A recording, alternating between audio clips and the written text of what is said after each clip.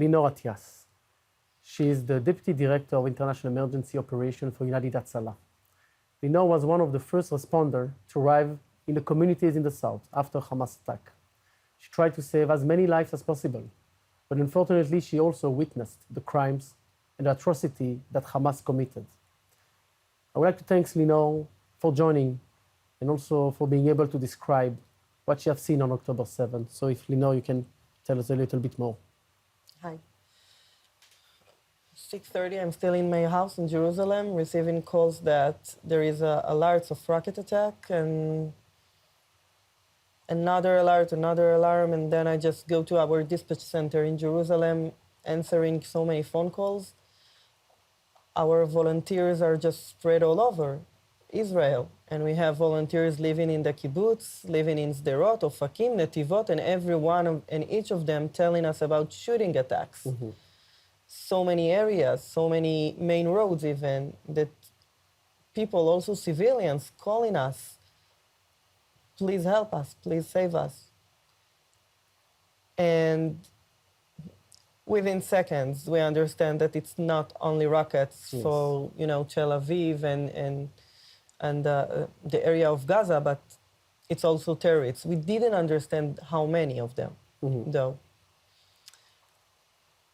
9 o'clock, I received a WhatsApp from my friend in the army, and she's telling me, hi, Linor, we have a 9-year-old boy telling us that he's hiding in the closet. Wow. And his parents got murdered. And can you help us? Can you take this call? So I moved this call to one of our psychotrauma unit volunteer. And I just take the logistic vehicle that holds all the equipment to open a hospital field, going down south. The first point that I reached was Cheletz. Over there, we had an open field to manage the helicopters, just to go down, take patients to the hospitals, and also the ambulances. We just brought them to that point so we can understand where to move them forward. The connection with the IDF units was immediately, and they asked if I can come to the area of Saad. Shuva, it's near Be'eri, it's near Nir Oz, it's near those kibbutzim, and I said yes, of course, after you. I just opened a triage field. We had so many casualties. We had paramedics of the IDF without equipment because the bases was still under attack. Yes. They were still fighting, so no IDF equipment available right now, only soldiers with knowledge, paramedics of the IDF with knowledge that came down south. And we opened there a triage. The IDF vehicles, protective vehicles, just bring over from the kibbutzim, the parties area, everywhere. You just treat everyone. Yeah, they brought us the survivors from shooting. A lot of procedures to save lives, a lot of blood. And the ambulances of United Hatzalah just drove back to Cheletz or directly to the hospital, according to what the Jerusalem Dispatch Center of United Hatzalah was telling them to do. And then we had this moment that the commander of a special unit, elite unit, asked if we can come up until the yellow gate of Be'eri. Of Be'eri, yes. He explained that they secure like a secured path right now, that they are still fighting, but it's on the last line of the kibbutz, near the fence. On what time of the day? It was around 5:36 p.m. already. After a long day of fighting. Yes. And I was telling him, yes, of course, we agree, after you, whatever you need.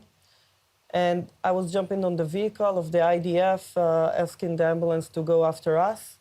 And at the yellow gate, I was telling them in my radio device, you guys need to stop here, don't enter the yellow gate. And it was a blessing for them not to witness what I witnessed. The moment I entered the kibbutz, it was already start to be dark. cars and houses are on fire. The tires, it's toxic. It's very hard to breathe. The rockets and the Iron Dome, it makes you like Freaking out. freaking panicking. out. And you hear the voices of the whistles from the guns and the grenades and the war that's still existing In the kibbutz. in the kibbutz. And you come to save And life at this it stage. feels like it's near you.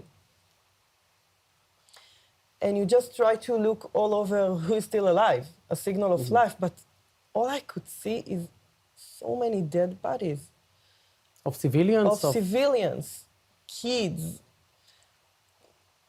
I saw mother on her two childs, but they were already dead.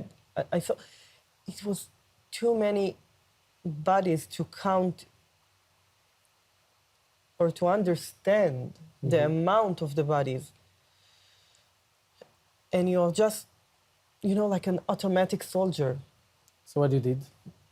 trying to look for a signal of life. And I found a man, I remember he was holding her leg with, I don't know what it was, a towel or a blanket, but because it was all sack of blood. And I performed a tourniquet on her hip, and I told the soldier, take them to the ambulance. And then someone just yelled from one of the houses, I have a wounded soldier, I have a wounded soldier. And we ran there. I just needed to cut with the scissors the uniform, and it was a very humiliating moment for me as an Israeli, as a soldier, to cut an Israeli IDF uniform. But I needed to understand where is the source of the blood. He got shot at in his leg, stomach, and arm. And so I treat him very fast To the ambulance. to the ambulance. And then the soldier found another little boy. He was so traumatized. And he was hiding. And when he get out, he just become like a solid rocket. He didn't move, like a mountain. You couldn't shake him even. And all he repeating was, ההורים שלי מתו, my parents died, my parents died, my parents died. And he wasn't wounded or something like that, so I make the decision, take him to the IDF vehicles, not to the ambulances, because I need the place for the ambulances. And this is how we just run in between dead bodies of grandmothers and grandfathers and kids and babies.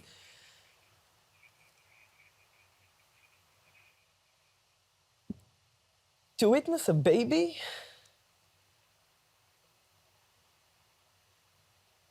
it's nothing that no one ever needs to hear. I don't know what the audience can understand, and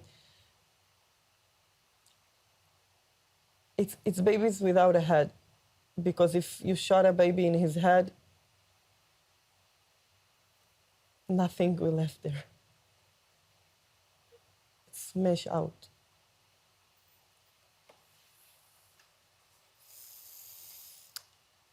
And we try to save as many people as we can. Not only Jewish, also the Philippines and the Thailand that was treating the grandmothers and grandfathers. We didn't ask if you are Jewish or not Jewish. We just try to save you. And those memories, those moments that I witnessed, the sounds, the smell, also the silence, when you finally found someone who is still alive, and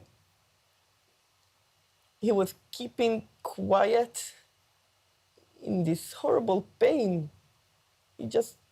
So many hours that he was quiet so the terrorists wouldn't find him. And then when he realized that he's safe with us and he's screaming, releasing the pain until we give him morphine,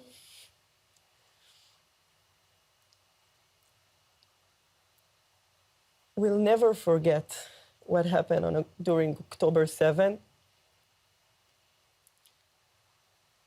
And I know that we will never stop to save lives. Linor, thank you.